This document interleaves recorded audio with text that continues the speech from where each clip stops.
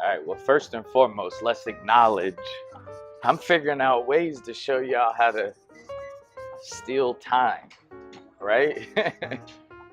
I know this is a book review, but I did want to let y'all know. Got a busy day today, so I'm now figuring out ways, right? Where I can steal time, right? I got to do this book review. Don't have enough time to do it. I'm going at about a 3.3 speed on the treadmill right now. I'm going to speed it up once I'm finished. This is going to be really quick. So this is the book review, and this is the book. You know that good feeling you get when you finish reading a really good book? Well, I have that feeling right now, right? All right, so here's the book, The Spirit in Man, Art, and Literature. You ever heard that expression, like the words were coming off of the page?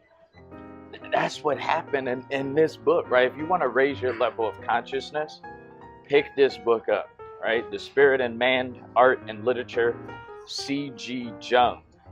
And so I give it a 5-star, not because of the quotes and the notes that I was able to take, which I did take a few, but it was the feeling that this book gave me. This book, right, really raised my level of consciousness and understanding, right? This is one of those books that was gradual. It didn't just jump out right on page 1, right? It was one of those books for me, about halfway into the book, it just exploded, right? It just really exploded about halfway, a little bit more than halfway into the book. All right, but let me just run through these couple real quick. And again, guys, this has nothing to do with the book review.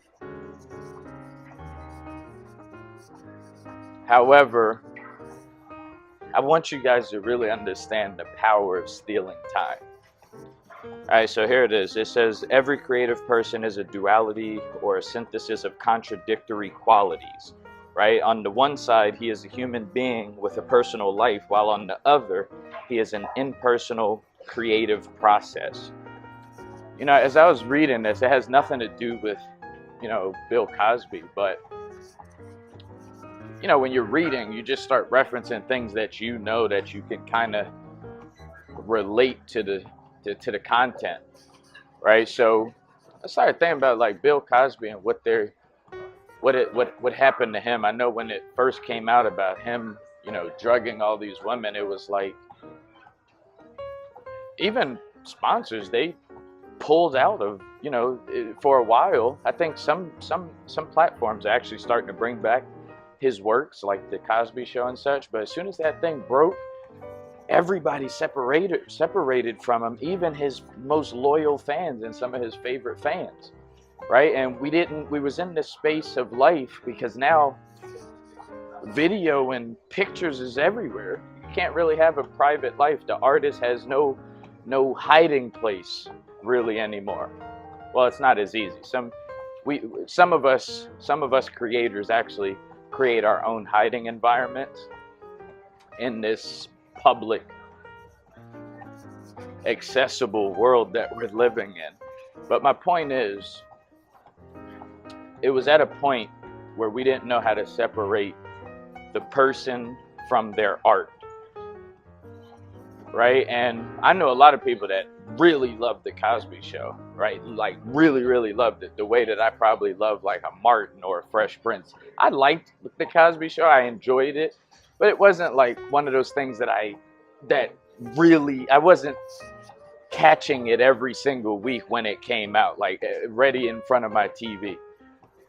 However, I loved it. I loved his stand-up, but even myself, I was in a challenging place in life where you had to separate, like, wait, should I not like what this person has created because of their personal life issues? Or is art really art? Right?